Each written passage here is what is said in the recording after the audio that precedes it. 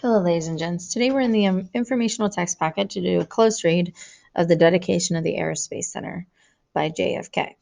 To do so, we are going to look at essential question number 2, how do strategic readers create meaning from informational text, as well as number 5, how does interaction with text provoke thinking and response. We are going to participate in a close read of the text today and Monday. Your open book quiz on this will, in fact, be Tuesday of next week. Within the first phase of reading, we're going to read for what the text says. So please read over these two paragraphs, paragraph here, and then a little further down in the main piece, this paragraph, and create a strong objective summary of the text. Please make sure your summary is not a one-sentence summary. It should be a little bit more substantial than a sentence. A sentence is mainly a claim statement, but it shouldn't be, the same size as the information above either. So figure out a proper beginning, middle, and end summary that covers what the text is about, and make sure that it's objective, not including your personal opinions. As we read for phase 1, we will be focusing on learning target number 5, to create an objective summary of the text. Remember, a summary, as I said, should be beginning, middle, and end of the piece and not include personal opinions, only the facts of the text. As we get into the second phase of reading, we'll be reading for how the text says it. As we read for how the text says it, we're going to look at the areas of argumentation. This ties in the informational packet to learning target number 9. We have new notes here to analyze how an author distinguishes their position from that of others. This is an argumentative speech. That's the purpose of this text. And with arguments or argumentative writing, you're going to see features that are present that help an author distinguish their position. In other words, point out how their position is different from others.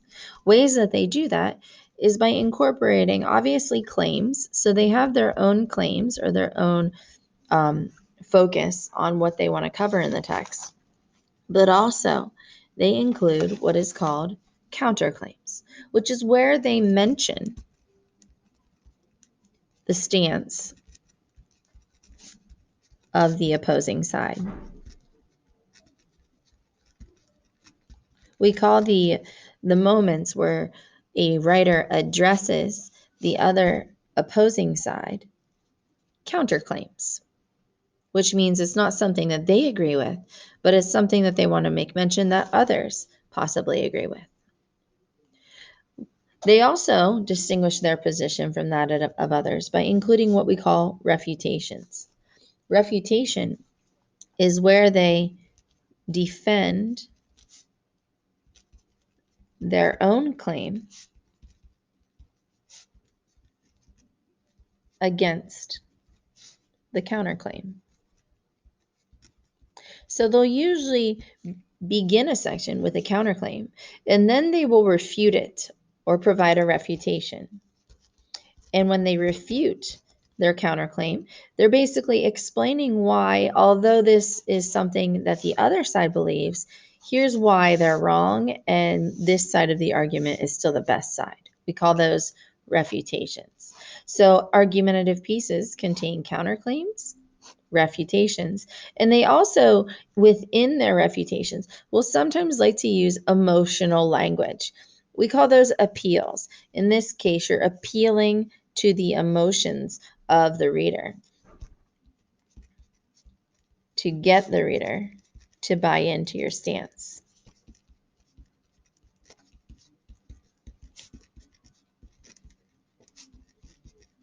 So those are 3 ways that an author distinguishes their position from that of others.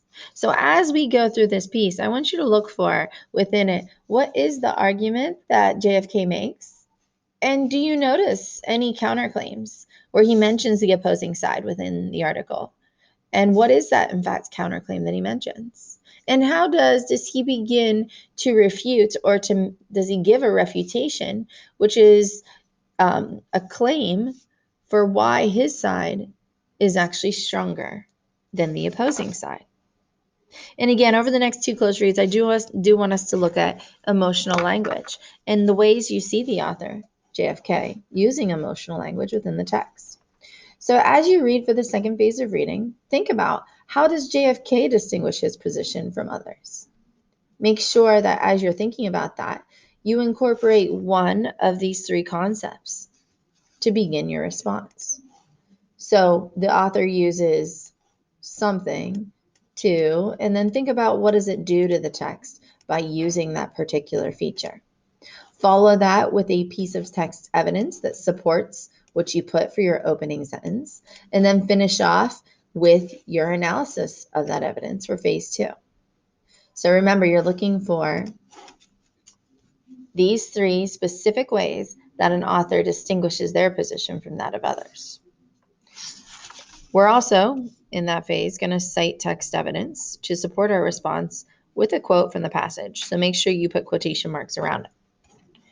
In the third and final phase of reading, we're going to be reading for why the text matters. And in this phase of reading, as we look for why the text matters, I want to look for the relevancy of the text. When we look at relevancy of the text, we are looking at learning target number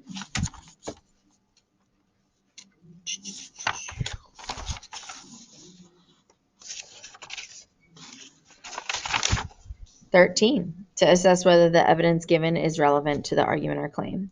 Remember, we define relevance as it connects clearly to the claim, it's appropriate for the claim, it supports or proves the claim. So make sure that we're looking at the relevancy of the evidence in this section based on the time period that this has been written.